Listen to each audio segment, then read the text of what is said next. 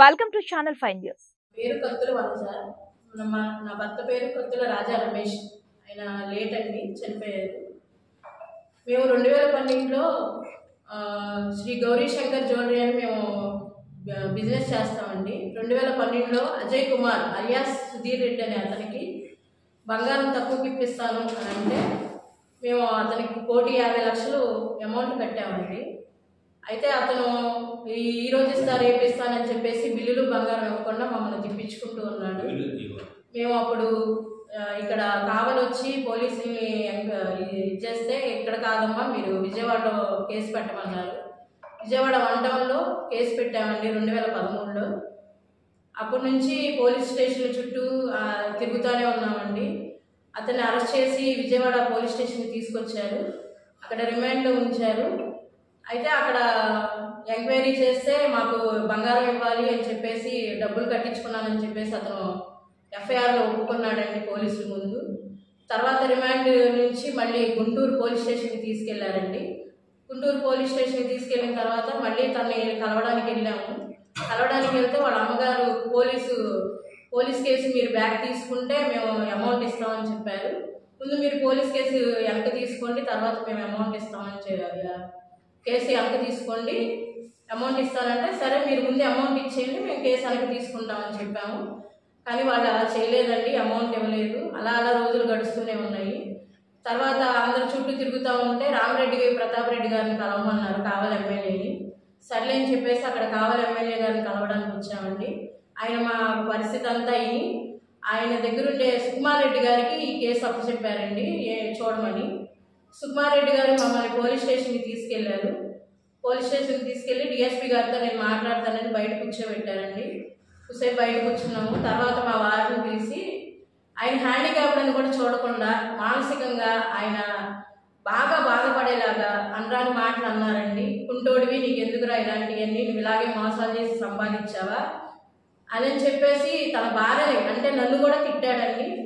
తర్వాత బయటకు వచ్చిన తర్వాత సుకుమార్ రెడ్డి గారు నాతో కొంచెం మిస్బిహేవ్ చేశారండి.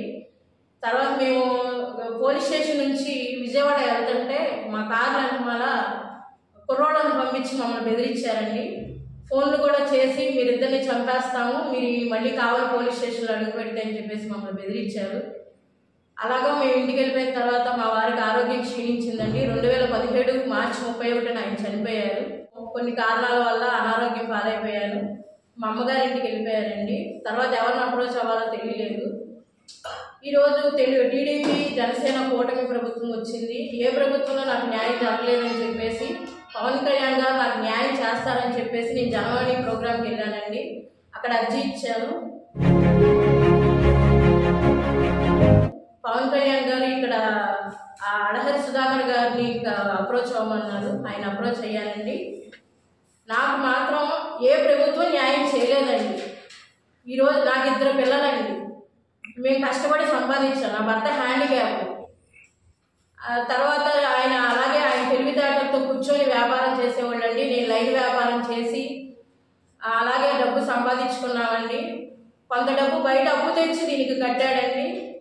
ఆ ఉన్న బంగారం కూడా అమ్మేసి అతనికి డబ్బులు కట్టామండి.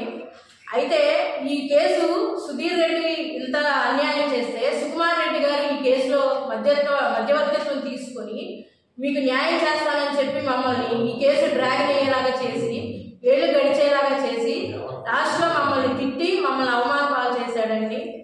బాగా వల్గర్గా తిట్టాడండి. అసలు మా వారు చనిపోవడానికి కారణం ఆయనేనండి. బాగా అసలు ఆయన ఎన్ని మాటలు అన్నాడంటే మా వారు ఆయన తిట్టిన మాటలకి తర్వాత నుంచి అనారోగ్యం పాలైపోయి 2017లో చనిపోయారండి. ఆయన మార్చి 31 హార్ట్ అటాక్ వచ్చి.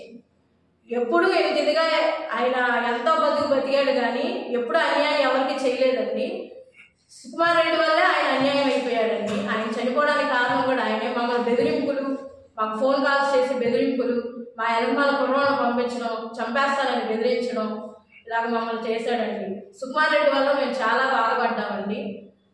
ఇప్పుడు ఆయన ఇస్తాడా డబ్బులు, సుధీర్ రెడ్డి ఇస్తాడా అన్నది నాకైతే తెలియదండి. ఆయన ఎందుకు మధ్యవర్తిత్వం వహించాడు, ఆయన కేసులు పక్కదో ఎందుకు పట్టించాడు, సుధీర్ రెడ్డికి ఆయనకి ఉన్న సంబంధం ఏంటి? మేమేం పాపం చేసాం? నా భర్త డబ్బులు కట్టడమే చేసిన పాపమా?